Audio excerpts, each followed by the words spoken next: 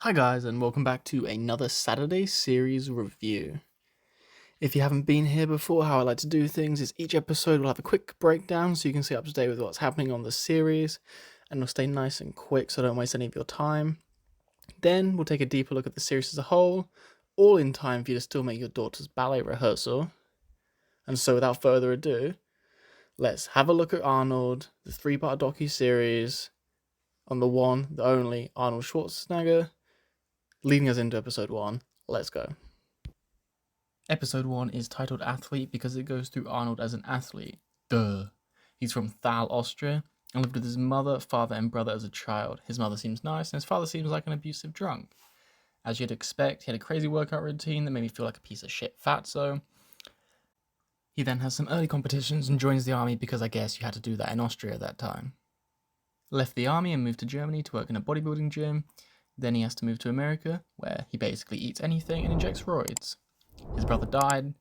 He learns English and business at university, then destroys the game of bodybuilding for a while, wins 4 consecutive Mr. Olympias around the time his father also died, then decides it's time for other bodybuilders to leave the sport forward. Like what? I would like to get into acting. Episode 2 is easily a step up from the first, and the content switches from bodybuilding to Arnold's acting career. The episode starts with his first movie, Hercules, which threatened to end his acting career before it could even begin. Luckily for the Australian tank, he was cast in both Stay Hungry and Pumping Iron, which were both received far beyond expectation, with Stay Hungry going in to win Arnold a Golden Globe for Best Young Actor. The episode then goes on to document more of his cinematic success, like Conan the Barbarian and the birthplace of the phrase, I'll be back. Terminator. Amongst his success, he also got married to Maria Kennedy in his hometown of Austria, who he went on to have 4 children with, became financially free with $1 million in real estate investment, and sadly got much closer to his mother in the wake of his father's death before she too passed away to a heart condition that Arnold himself had surgery for just before filming one of his final box office successes, End of Days. With Arnold having conquered yet another pursuit, it was time for him to take on his most challenging feat to date, and subject of episode 3, politics. Continuing the theme from the last episode, I have to say that this episode went on to further improve on the previous 2, and if you had only time to watch one, I'd definitely recommend this one. This is mainly because the episode was by far the most interesting and the closest we get to Arnold. He begins his long-awaited journey into politics by running for the newly vacant Governor of California role. The episode then goes through the campaign he ran in order to achieve his dream of governorship before taking you through the ins and outs of actually being Governor of California.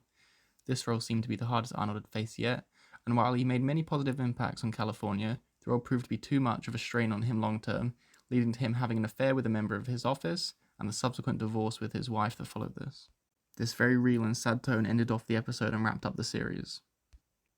So that was Arnold, and I've gotta say, it was pretty perfectly average. I don't know what I expected from a 3-part docu-series, but what I got both wasn't under or overwhelming. The first episode was definitely the worst of the lot.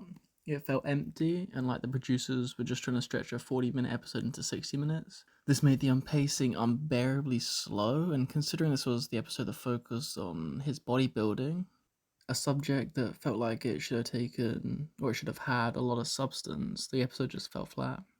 The first episode of a celebrity docuseries should also give a good insight into the celebrity's childhood, in my opinion. And while there was a small smattering of that, the overall lack of it, instantly, it just made you feel alienated from Arnold. And it just didn't provide any basis to where you could start feeling like you connect to him, which I think is what a celebrity docuseries should have. But with all that being said, it also wasn't anywhere near bad. For the first episode, it was just slightly underpolished. Then the second episode, it was a small step up, like I said during the review. But there's just also not much to say about it. It just followed his acting career and nothing much else. There were no exciting secrets or reveals, like I'm sure you might have been hoping for, and there was just nothing really to excite you. Then, in my opinion, the series was saved by an incredibly interesting and well-paced finale. This was likely the most exciting to me, as I had no idea about Arnold's politics whatsoever, and the detail in which they looked into the campaign and its intricacies of what being an American governor was like, it was just really interesting. And then it also had what felt like the most emotional part of the series, when he's sitting down, when he's older, and speaking about talking to his children about the affair he had with another woman. Listening to that, you can just feel the emotion, man. And honestly, it would have been great to see more of that throughout the series, as it had all the makings of a really well-made series, just potentially lacking on how connected you could actually feel to Arnold. And it was just more like you're sitting at home watching an untouchable celebrity and not actually a real person. Now trying to move into a more positive note, the series, or more Arnold himself, did do really well at highlighting some really strong and overall positive messages around mental health and perseverance, which was great to see. Two things you definitely synonymize with Arnold, so it felt like it worked perfectly and kept true to what you were expecting to watch. There's a really strong piece of dialogue, and I think it was episode 1, where he admits himself that he never felt satisfied, even when he was at the peak of his powers in bodybuilding, and that he felt like he needed to keep on moving. I never really was satisfied with my body. When I brag about myself, that's all bullshit. Right. Very dramatic, Arnold. Right? This is kind of like the other me, the me that they want the world to see. And then in the finale, he reaffirms this belief, but he also explains and alludes to how he's done much better at coming to terms with feeling satisfied in his life, which was a nice full circle moment to witness. What my father always said, as long as you concentrate on being useful rather than how do I feel today, it doesn't matter because it's not going to help anything anyway. So you can feel shitty, you can feel happy, the world is not going to change. So let's get going. Now the part we've all been waiting for. What rating out of 10 will I give this? I would give Netflix's new docu-series Arnold a 5.8 out of 10. It wasn't good, it wasn't bad, and if I had to say it was more one than the other, I'd definitely say it was slightly better than worse, hence the cheeky 0.8. And then you pull the camera lens up. But in conclusion, I think it's definitely a worthwhile series if you like Arnold or interested about his story.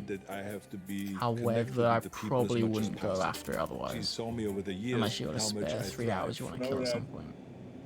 Thank you guys so much for watching. If you did like the video, give it a like. If you want a little cheeky, give it a little subscribe. And if you have any series or movies you'd like me to review next, chuck it in the comment section. And I'll see everyone in the next one.